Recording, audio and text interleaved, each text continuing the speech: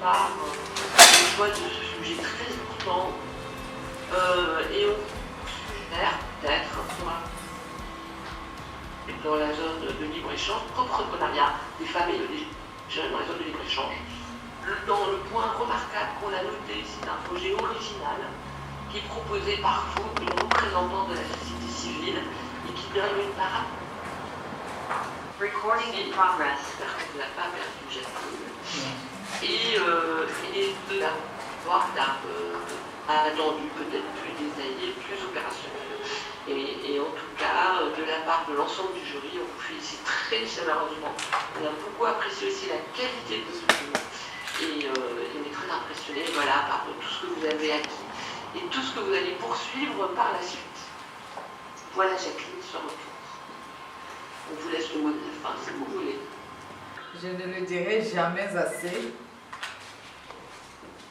Je suis très honorée. Je vous remercie profondément une fois de plus de m'avoir sélectionnée. Je ne vous décevrai pas et ce n'est qu'un très beau début. La suite sera encore plus intéressante. Je remercie toute l'équipe, particulièrement vous, professeur Régine, parce que si j'ai retenu mon sujet avec brio, ça veut dire que vous êtes très, très talentueuse. Je vous remercie.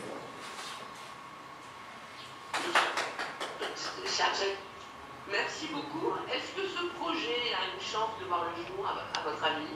Oui. Il a vraiment une chance de voir le jour parce qu'à ce jour, c'est parce que le temps ne permettait pas. J'avais voulu demander si le commanditaire au moins pouvait se connecter en ligne. Mais comme on n'avait pas beaucoup de temps, mais le secrétariat général de la ZLECAf a déjà répondu favorablement. Et ce n'est pas seulement aujourd'hui qu'ils nous accordent une attention particulière. Et ils ont dit que comme son excellence n'était pas en place, on attend vivement son retour pour lui présenter les travaux. Et au Cameroun, je suis sûre, parce que son excellence, monsieur le président de la République, son excellence Paul Biya, accorde une attention particulière aussi au développement de la ZLECAf. Et le Cameroun encore est la locomotive de la ZLECAf en Afrique centrale. Bon, on vous remercie vraiment. J'espère que vous nous donnerez des nouvelles des suites. Et on vous félicite. Heureusement, et nous allons avoir un quart d'heure de ça, Magali. C'est 20 minutes, comme on a réussi à finir. Très efficace à dire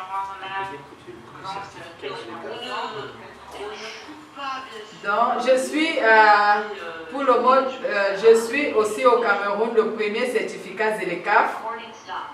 Je suis le premier certificat ZLECAf. Le premier certificat ZLECAf au Cameroun a été levé par une femme. Non, je disais que le premier certificat ZLECAf au Cameroun a été levé par une femme et c'est moi. Je remercie Magali, je remercie Manal et merci beaucoup.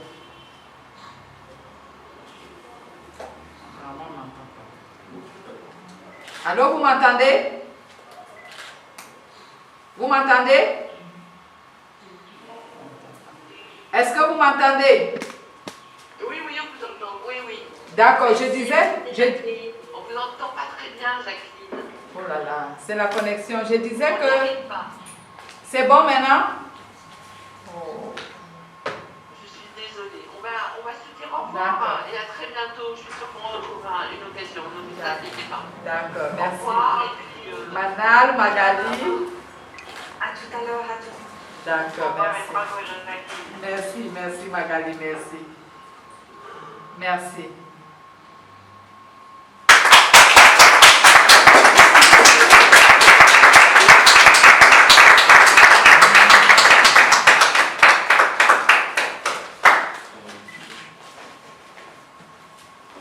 Félicitations, Madame la Présidente.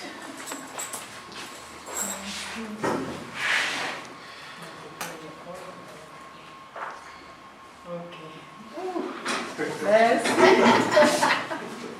Merci maintenant au jury de la salle. Merci. Merci. Merci.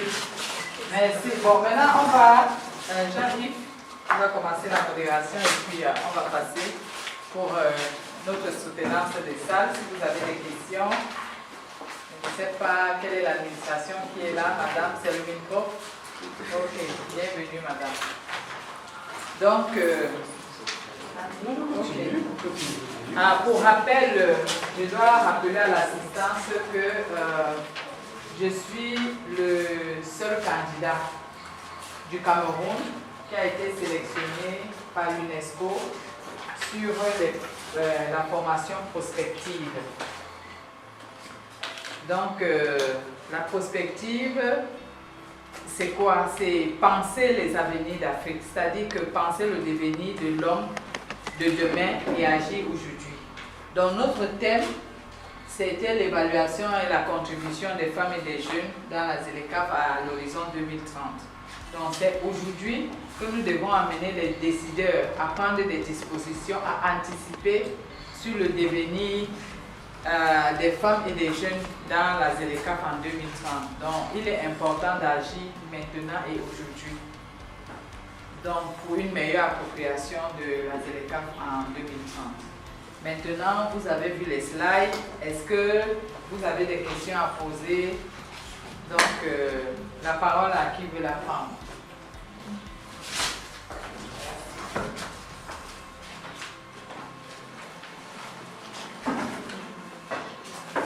La première prise de parole est toujours un peu difficile. Moi, je vais poser la première question, ça va peut-être amorcer le débat. Donc, en ma qualité de modérateur que Jacqueline a choisi, Jacqueline, qu'est-ce qui te motive le plus? Juste, je sais que tu as plein de motivations, parce que je te connais maintenant depuis plusieurs années. Mais j'aimerais que tu nous cites ta plus importante motivation à choisir ce sujet et à mener cette étude. Quelle est si tu ne devais retenir qu'une motivation, ça serait laquelle? D'abord, le sujet est intéressant. C'est un sujet qui a plusieurs opportunités autour. Ça veut dire qu'au même moment, pendant que vous vous promenez dans le sujet, vous vous réalisez. D'accord, donc en fait, c'est une démarche de développement personnel intellectuel. Oui, d'abord, personnellement, même économiquement, si vous voulez, parce que je suis une femme chef d'entreprise. Il faut passer aux bénéfices. Merci Jacqueline. D'autres questions, commentaires ou des contributions? Vous pouvez aussi, à défaut de questions, peut-être avoir une idée déjà et la souffler à Jacqueline. Donc, c'était... Madame.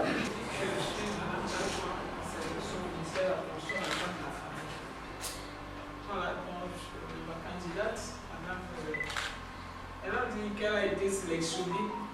Je veux savoir quel était le processus. Est-ce que les mains avec plusieurs candidats, quelle était la couche? D'accord. Je vais dire que ça, c'est une opportunité de dernière minute parce que ce qui me revient comme information, je reste une amie qui est au Congo-Brazza, puisque nous sommes dans un réseau. Je l'ai dit de 11 pays, m'envoie un message, grande sœur, je ne sais pas si ceci t'intéresse, si ça t'intéresse, remplis, tu me rencontres. Donc, ce qui me revient comme information, c'est que eux, le Congo-Brazza, ils ont participé à l'exposition à l'UNESCO en France. Donc, et il y avait ce projet-ci. Et l'UNESCO n'avait pas de candidats féminins, ils avaient seulement des hommes. Et comme elles participaient, et ils ont apprécié, on a trouvé que c'était une dame de la société civile, ils se sont appuyés sur elle pour demander des profils. Donc, par la suite, on m'a dit que mon profil a battu 84 candidats. C'est comme ça que j'ai été retenue. 84 candidats de l'Afrique centrale. Ou du Cameroun? Oui, c'était Afrique centrale et Afrique de l'Ouest. Afrique centrale et Afrique de l'Ouest. Nous avons travaillé sur les deux communauté. Mais au sein des 84, tu étais la seule qui était du Cameroun. Oui, j'étais la seule qui était du Cameroun. Retenue Dans parmi les 84. pays, il y avait le Congo-Kinshasa avec 5 candidats, Brazzaville aussi peut-être 4, le Burkina 3, il y a le Sénégal, il y avait aussi la Mauritanie, le Niger, donc les pays dispersés de l'Afrique centrale et le Congo-Brazzaville, j'ai déjà dit le Gabon, il y avait aussi le Gabon. C'est toi qui as été retenu. C'est moi qui ai été retenue par l'UNESCO. Et il faut dire, l'année dernière aussi, j'ai participé, j'ai été retenue 2 fois par la francophonie. Moi, ça m'amène une deuxième question. Est-ce que à chaque fois, le faux fait assez était mis en avant ou c'est plutôt la personne qui est identifiée? La personne C'est le faux fait d'abord qui est mis en avant parce que si je veux m'appuyer sur le partenaire de l'ACP, qui, quand les femmes sont parties au niveau de Dubaï, donc il a vu la mobilisation des femmes, il était content parce que les femmes de plusieurs pays qui représentaient Fofé, et de plus en plus les gens apprécient le fait que les femmes de plusieurs régions se sont mises ensemble pour porter une idéologie. C'est d'abord la Fofé et ensuite toutes celles qui portent. Parce que nous on se relève. On a une autre initiative qui va se passer en France dans 2 mois. C'est la présidente du Congo-Brazza qui est partie signer le protocole d'accord. Elle était accompagnée de la présidente de la RDC. À Dubaï, c'est une vice-présidente du Cameroun qui a représenté Fofo. Donc c'est un groupe assez dynamique. D'autres questions ou contributions? Levez-vous également, s'il vous plaît, en vous présentant. D'accord, merci, bonjour à tout le monde. Mes félicitations une fois de plus. D'accord, ma question porte sur les 4 pays qui ont été choisis. Pourquoi uniquement d'abord ces 4 pays, ces 4 États? Pourquoi pas d'autres? Est-ce que ce choix est stratégique? J'aimerais bien comprendre pourquoi. Merci. Oui, justement, ce choix est stratégique parce que le Cameroun est dynamique. C'est la locomotive de la ZLECAf en Afrique centrale. Au Congo-Brazza, je sais aussi que la présidente du Congo-Brazza est très dynamique. Si nous arrivons, ça peut faire vraiment tache d'huile. Parce que les autorités de ce côté aussi sont sensibilisées et ils sont à l'attention. Même chose pour la RDC. On a le ministère du Commerce, le ministre en charge du commerce de la RDC, qui est la porte d'entrée de la ZLECAf, avec qui nous sommes déjà en contact. Et, le Rwanda, parce que le Rwanda est dynamique en fait. Ces jours-ci, il a le réseau, comme on dit. Mais pourquoi pas d'autres? Si je prends la suite de la question, le Burundi est dynamique également. Il est moins dynamique. Le Gabon est dynamique, oui. Mais bon, Cameroun, Gabon, c'est le même échantillonnage. C'est ce qu'on s'est dit. Le Gabon est dynamique. Si on nous disait par exemple qu'au lieu de 4, ajouter 5 pays, ce serait le Gabon. On aurait pu dire aussi Congo, c'est le même échantillonnage. Non, RDC, pourquoi Congo? Parce que, en fait, pour aller facilement et moins cher, il faut passer par Brazza. Du coup, pourquoi ne pas intégrer Brazza? On passe par Brazza et puis on prend le pont. On est en RDC. D'autant qu'à Brazzaville, ils sont également dynamiques et la délégation européenne soutient les projets de développement de l'entrepreneuriat jeune et féminin, avec une cellule à la délégation européenne de Brazzaville qui est assez motrice, sur laquelle tu pourras t'appuyer. Pensez à vous présenter. D'accord, bonjour Madame la Présidente. Tout d'abord, je vais vous féliciter pour votre présentation. Alors, je suis Monsieur Miama, président des entreprises Miama. Et je voudrais, ma question porte sur votre procédure d'implémentation. Vous avez parlé des jeunes. Maintenant, ce que j'aimerais savoir, moi, en tant que jeune, comment allez-vous amener les jeunes à s'intéresser véritablement aux activités qu'offre la ZLECAf? C'est vrai, vous avez cité dans vos partenaires le MINJEC, peut-être vous allez vous rapprocher également des centres CMPJ, je ne sais pas, mais est-ce que vous allez vous limiter sur les descentes sur le terrain? Et si oui, quelle est la zone que vous allez couvrir? Les établissements, les universités professionnelles, afin que les jeunes que nous sommes puissent bénéficier de toutes ces prérogatives-là. Merci. C'est encore très important. En fait, la démarche prospective vise quoi? Vise à attirer l'attention des décideurs sur des nouvelles méthodes de résolution d'un certain problème. Donc, l'objectif ici, c'est qu'après cette étude, que les décideurs se saisissent du problème et nous donnent les moyens de pouvoir le faire. Donc, c'est ensemble avec le décideur, nous avons cité ici le ministère des Finances. Si le ministère des Finances au niveau du Cameroun s'approprie, et certainement la machine administrative sera levée. Et dans la machine administrative se veut inclusive.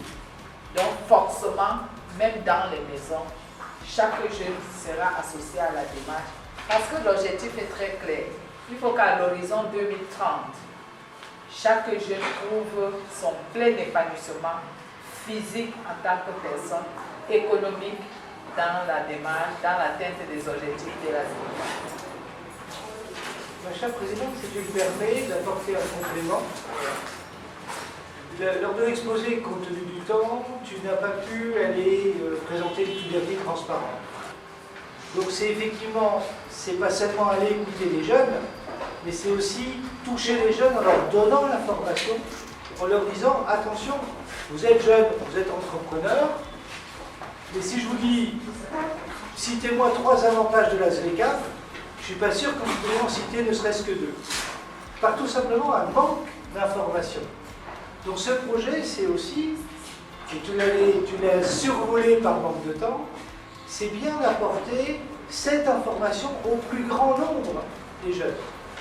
L'étude, elle, ça sera de connaître le niveau de maîtrise de l'information par cet échantillonnage. Mais par la suite, ça sera porté l'information. Donc il y a son étude, qui est une étude d'analyse, de diagnostic, mais qui débouchera sur des projets par la suite de communication, de médiatisation. L'horizon, c'est 2030, dans 7 ans. Mais l'étude, c'est sur 9 mois. Donc vous voyez comment elle compte toucher les jeunes. C'est aussi surtout par ces échanges et la définition de tous ces outils de communication que tu utiliseras. Je me permettais d'apporter ce complément de réponse. Vous vouliez apporter une deuxième question? Oui, j'aimerais juste ajouter un dernier petit point. Je ne refuse pas. J'ai quand même pu écouter de ce que vous avez dit, merci.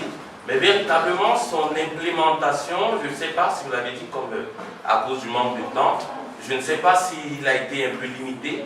Maintenant, je voudrais savoir, est-ce que véritablement l'implémentation va se limiter, est-ce que vous allez passer par des clubs? Est-ce que ce sont des clubs? Parce que si vraiment il faille qu'on se réfère au contexte actuel, des jeunes Camerounais, moi ayant eu mon bac et sachant comment ça se passe dans les établissements, comment est-ce que vous allez véritablement implémenter ce projet? Est-ce que déjà il y a une initiative qui a été menée en amont, en arrière-plan, une création de clubs dans les établissements, dans les universités, avec le contexte de jeunes, je vais dire, qui se livrent à des situations un peu ambiguës? Alors voilà, est-ce que véritablement vous avez prévu tout ça dans votre, je vais dire quoi, dans votre procédé, D'accord. Ça, c'est une elle est légitime, mais votre préoccupation en tant que jeune, elle est légitime. L'étude, il y a 2 phases. Il y a l'étude. En fait, nous sommes ici, je vais reprendre. L'objectif de l'étude prospective, c'est de mettre en relation les acteurs et les décideurs. C'est-à-dire qu'on vous met en face du ministre pour que vous exprimez à monsieur le ministre l'état des lieux. Comment ça se passe? Et l'avantage de la prospective, comme nous avons cité Régine Monti en disant, c'est toujours plus intéressant de définir les différents schémas des futurs possibles au lieu de s'engueuler sur l'existant. Ça veut dire que l'existant d'aujourd'hui, selon votre assentiment et votre sentiment, vous avez besoin que ça s'améliore. Donc, l'étude prospective va consister à dire que comment est-ce que nous allons réaliser l'amélioration. C'est ensemble, décideurs et acteurs, que nous définissons le cheminement pour arriver à notre horizon défini. Et quelle est ma place là-dessus? Déjà dans l'étude, on a sorti quelques slides. On a dit, si on développe la chaîne de valeur du numérique, la chaîne de valeur de la digitalisation, on a parlé des grands projets qui seront fédérateurs et intégrateurs pour l'atteinte des objectifs de la ZLECAf. Si je pense, je dis n'importe quoi, on repense au financement et on se projette en disant que les établissements Nyama seront peut-être propriétaires d'une aviation privée qui a plusieurs vols à votre actif que vous gérez. Voilà un peu les finalités, la finalisation de la réalisation par la suite du projet de l'étude. D'accord, merci. Dans la réflexion, il a émis une idée qui est intéressante que tu n'avais pas encore envisagée, c'est peut-être d'initier des clubs au sein des structures de jeunes, des lycées, des universités, peu importe. Là où il y a des jeunes, je dirais, initier des clubs de réflexion, de présentation qui seraient des relais. On a cité, quand on a dit on va faire des scénarios, ça ce sont les différents scénarios. En fait, je n'ai pas voulu entrer dans le plus détail parce que c'est cité là. Donc en fait, si on demande aux gens de se regrouper, c'est pour donner la chance à l'information d'atteindre le maximum de personnes. Même la grand-mère, qui est une femme qui est loin là-bas en Drumaka, il faut qu'elle ait l'information, qu'elle se sente concernée. Et pour ça, c'est les réseaux sociaux qui seront dynamiques. On l'a cité. Tous les réseaux sociaux seront engagés. On va faire des polos, on va faire des affiches publicitaires, on va monter des petits films pour sensibiliser les gens sur l'opportunité de la ZLECAf. D'ailleurs, le secrétariat général de la ZLECAf a retenu avec beaucoup d'attention notre projet et ils vont nous revenir dans les meilleurs délais. Et l'UNESCO a félicité en disant qu'on les tient informés. Est-ce que cette étude a de fortes chances d'être réalisée? Moi, j'ai dit certainement sans me concerter parce que je connais quels sont les objectifs et les ambitions de mon chef d'État qui s'est fortement positionné, pas seulement positionné, il a même travaillé en faveur de la ZLECAf. C'est pour ça qu'aujourd'hui au Cameroun, la ZLECAf est déjà vraiment mise en œuvre au niveau du Cameroun. Merci, monsieur le modérateur, de passer la parole. À entendre madame la présidente, on se dirait que l'appropriation de la ZLECAf devrait être une obligation pour tous. Maintenant, dans un contexte où la création d'emplois est davantage valorisée au détriment du fonctionnariat, y a-t-il une possibilité de faire un projet de loi obligeant donc tous les jeunes et les femmes dans notre contexte de s'approprier fondamentalement des ZLECAf? Est-ce que l'étude peut déboucher à un projet de loi obligeant les bénéficiaires naturels de cette étude-là, oui, de les obliger à s'approprier de la ZLECAf? Ça, c'est une très très belle question, mais on va dire que nous sommes en démocratie. En démocratie, on n'oblige personne. Donc, c'est chacun qui veut s'affirmer, qui veut se développer, c'est à chacun de voir l'opportunité que la ZLECAf peut lui apporter et s'intégrer, je vais dire, dans ce TGV qui est en train de se mettre en place. Donc on ne va porter personne de force pour mettre dans la ZLECAf. Peut-être d'autres ont des intérêts ailleurs, mais on a identifié le rôle de l'État, le rôle des institutions et des partenaires au développement, le rôle de la société civile est d'attirer l'attention que voici un TGV de changement plein d'opportunités qui est en train de passer. Mettez-vous à l'une des stations pour intégrer le TGV. Est-ce que le simple fait d'attirer l'attention sera suffisant pour qu'on s'approprie tel ou tel? Non, on n'est pas seulement en train, il faut, tout commence, on dit que la richesse c'est l'information. Vous comprenez? On commence par l'information. Ensuite, on a cité ici, il y aura la formation, il y aura la plateforme des opportunités qui sera mise à disposition de la cible, qui sont les femmes et les jeunes. Merci. Madame. Bonjour Madame la Présidente, je vous félicite déjà d'avoir votre brillante présentation. Je suis Geneviève Etondi, assistante au cabinet Monstre Ferme, l'un des partenaires de OFEAC, JPEC, Afates, connaissant l'historique de Madame Tiendieu, Madame, je vous félicite vraiment. Ce que je voudrais savoir, c'est que vous aviez parlé des techniques que vous aviez utilisées pour intéresser les gens aux activités de la ZLECAf au Cameroun. Comment est-ce que nous pouvons, parce que quand j'essaie de prendre l'exemple des femmes qui sont par exemple dans l'ouest du Cameroun, qui sont des grandes cultivatrices, qui récoltent du maïs qu'elles vendent, je vais descendre vraiment au dernier niveau, qui récoltent leur maïs et qui le vendent tout le temps dans les marchés à Bafoussana et qui font vraiment des gros chiffres d'affaires cachés. Comment est-ce que vous allez procéder pour convaincre cette femme du bien fondé de s'affiler d'un à la FOFE et de compter sur la ZLECAf pour leur épanouissement financier? Ça, c'est une très très bonne question, mais elle est assez simple.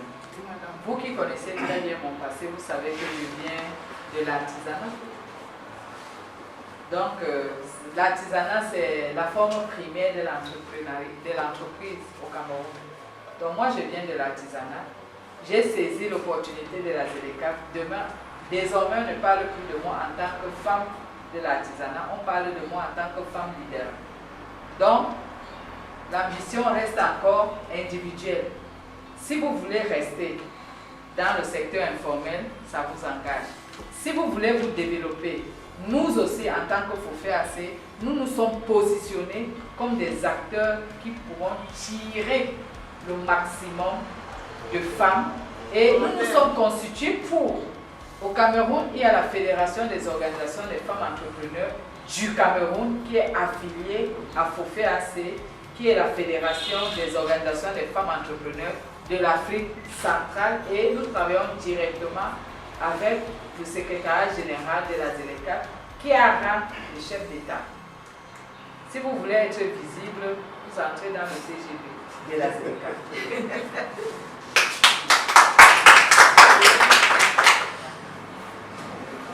Madame. Tout à l'heure, lorsqu'il parlait, c'est vrai. Quand je suivais son intervention, on a beau sensibiliser, mais on sait bien qu'un cadre peut-être juridique qui sous-tend toute action est toujours plus coercitive que juste les discours. Donc je pense que c'est le choix qu'il allait. Et pour finir, puisque l'agence de l'aide de la guerre, votre projet a déjà un financement acquis ou bien vous êtes en recherche? Cette évaluation, cette étude, vous avez déjà les financements ou bien? Est-ce qu'on a débranché? Ils sont bien débranchés.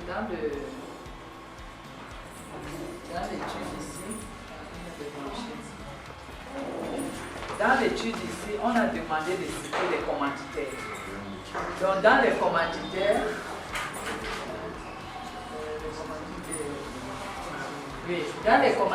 comme vous voyez là, il y a le secrétariat général de la ZLECAf qui a été interpellé, et il y a le ministère des Finances du Cameroun qui a été interpellé. Donc maintenant, je l'ai dit, même ici, si le ministère des Finances accepte, valide notre étude, il a la possibilité, qui peut le moins peut le plus, il a la possibilité on va dire, de bouger le gouvernement en faveur de la dynamique. Donc c'est pour ça que l'UNESCO a posé la question. Est-ce que Jacqueline, vous pensez que cette étude peut avoir une chance d'être réalisée? Mais à ce jour, le budget requis n'est pas encore mis. N'est pas encore mis. Dans les objectifs. Dans les objectifs, il faut monter le budget. Tout ça, dans les objectifs. On est vraiment à la genèse, On est à la genèse du projet. On est à la genèse du projet. Monsieur? Est-ce qu'on peut revenir à la page qui avait le thème? Ok.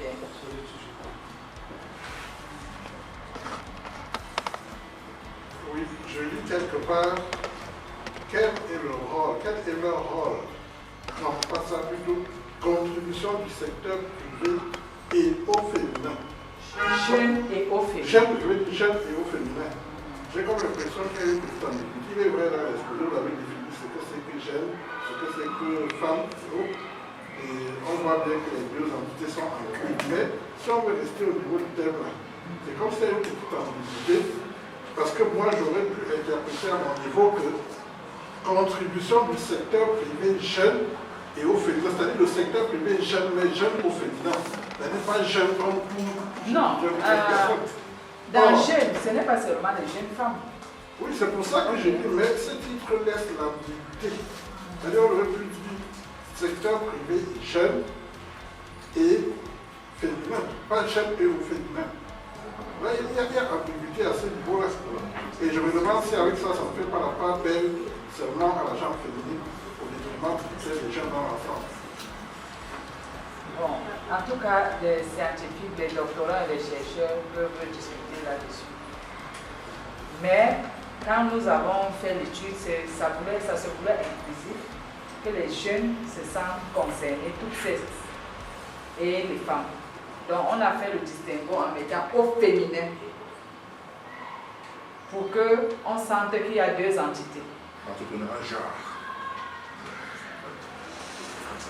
D'autres contributions? C'est équivoque, tel qu'il le dit, parce qu'on peut penser que c'est les jeunes, le féminin de jeunes, c'est les jeunes mères. Les jeunes femmes uniquement. Voilà. Bon, non, on vous rassure que c'est pas ça. On va continuer. On prend ça en compte et on va maturer. Oui, on va maturer le libellé. Donc, je pense que la CATV est là, on va laisser maintenant, on va faire... S'il n'y a plus de questions et de contributions, on va passer à l'interview. On va passer à la presse. Oui. Puis on va lever la séance. Donc maintenant, la contribution. Après, il y aura la vraie touche. Parce que la formation va continuer. Elle a habilité à nous mettre ça. Elle a au moins plus de 25 ans d'expérience professionnelle.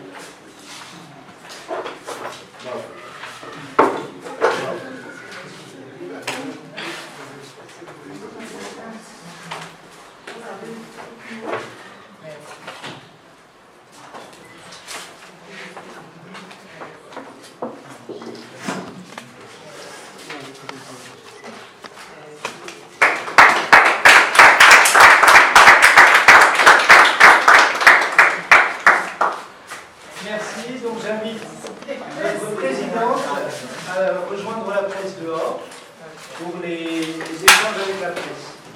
Et après, on viendra ici, voir un verre.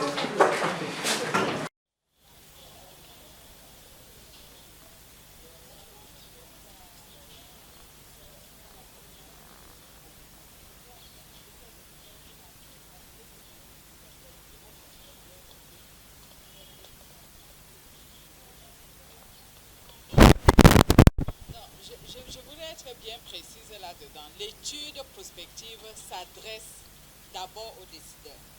Parce que c'est les décideurs qui doivent s'approprier et créer un cadre pour lequel l'étude doit se faire. Et quand l'étude doit se faire, c'est dans la réalisation de l'étude qu'on va relever, on va mettre en fait ensemble les acteurs et les décideurs pour qu'on sorte un schéma qui soit inclusif, qui nous intègre tous dans nos différentes visions. My English is not very good, but I can try myself. I'm said that I'm finished this day my what can I say, my different with UNESCO. Voilà. Donc j'ai fait une formation sur les activités prospectives avec l'UNESCO. Dans les études du BIT de 2020, le BIT a relevé que la population jeune en Afrique constitue, et des femmes constituent 85% de la population. Donc vous comprenez que si nous voulons nous assurer une bonne industrialisation, les atteintes des objectifs de la ZLECAf, il faut bien faire une étude prospective pour intégrer les jeunes et les femmes.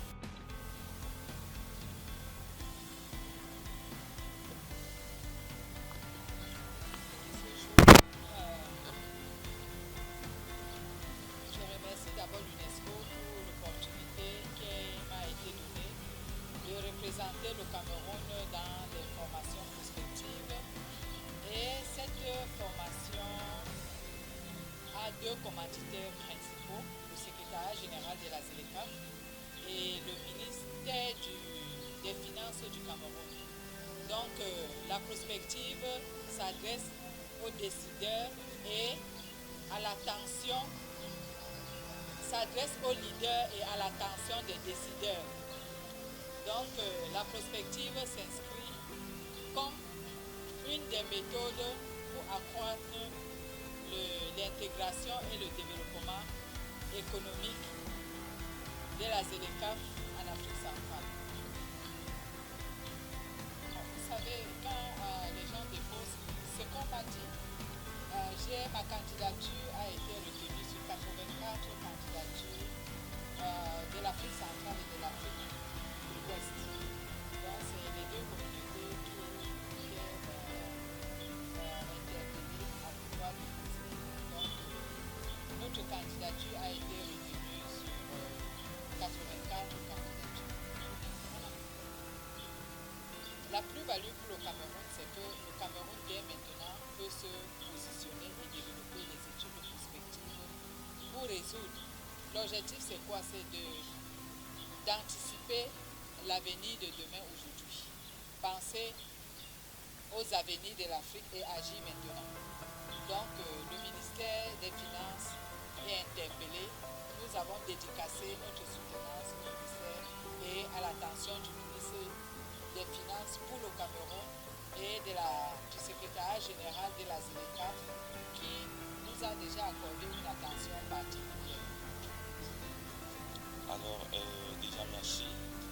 Je pense effectivement que les jeunes sont concernés parce que le projet de Madame la Présidente, c'est de faire quoi? C'est de faire de la forfait cet incubateur-là, cet incubateur qui va pouvoir amener les jeunes, qui va pouvoir repositionner les jeunes dans un canal où ils pourront facilement être aux côtés de certaines procédures d'émancipation à la réussite voilà, de leurs ambitions.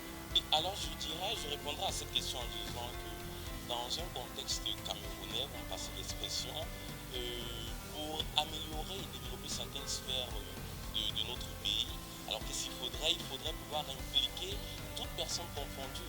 Et toute personne confondue voudrait dire quoi? Toute personne confondue voudrait dire les jeunes, les femmes, peu importe leur âge. Donc voilà mon point de vue. Peu importe le niveau social. Oui, je le pense. Pourquoi? Parce qu'en vérité, la matière grise de quelqu'un, voilà, les idéologies de quelqu'un ou encore la quintessence d'une personne ne se définit pas de par son, je vais dire ça comment, de par son niveau social ou sa classe sociale. Alors pour cela, comme vous pouvez voir derrière moi, la présidente de la FOFI travaille avec de grandes organisations. On peut citer le PAK, le PAD, on peut citer voilà, la ZLECAf, on peut citer les différents ministères partenaires. Voilà. Ok, alors je suis M. Nyama, président des entreprises de Nyama, voilà, et partenaire, et je vais dire poulain de Madame la Présidente. Alors je suis vraiment très honoré d'être sous l'aile de cette grande dame. Cette femme leader, c'est vraiment une dame impressionnante. Alors, lorsque vous pensez qu'elle est butée quelque part, lorsque vous pensez que vous allez pouvoir anticiper sur ses actions, elle est toujours en train de sortir d'autres cadres. Elle est pleine d'idées et en fait, elle est tellement dynamique que voilà, je suis flatté de travailler aux côtés de Madame la Présidente. Et voici pourquoi mes entreprises et mes associations sont prêts à apporter leur soutien considérable à Madame la Présidente. C'est vraiment un grand privilège pour moi. Je vous assure que cette femme qui se tient à mes côtés, si je vous dis que voilà, c'est une femme ordinaire, c'est que je me trompe. Parce que véritablement, elle sait incarner le leadership. Elle sait incarner le management et l'entrepreneuriat. Et je pense vraiment qu'on devrait aller plus loin. On ne devrait pas regarder à la personne que nous sommes, mais on devrait regarder aux perspectives, aux perspectives que voilà, la personne nous apporte. Donc vraiment, félicitations encore Madame la Présidente. Vraiment félicitations. Je suis très honorée de vous avoir. Je suis honorée de vous avoir. Et surtout, bon vent à vous, jeunes entrepreneurs que vous êtes. Je pense que d'ici quelques années, vous serez meilleurs que moi qui vous couche aujourd'hui. Ah, merci. La FOFEAC est une association qui se veut inclusive, qui encadre tout le monde, que ce soit les femmes dans le quartier, que ce soit les femmes dans les villages, que ce soit les femmes en banlieue dans les villes. Tout le monde est concerné par la FOFEAC. La FOFEAC se veut inclusif. Personne n'est exclu.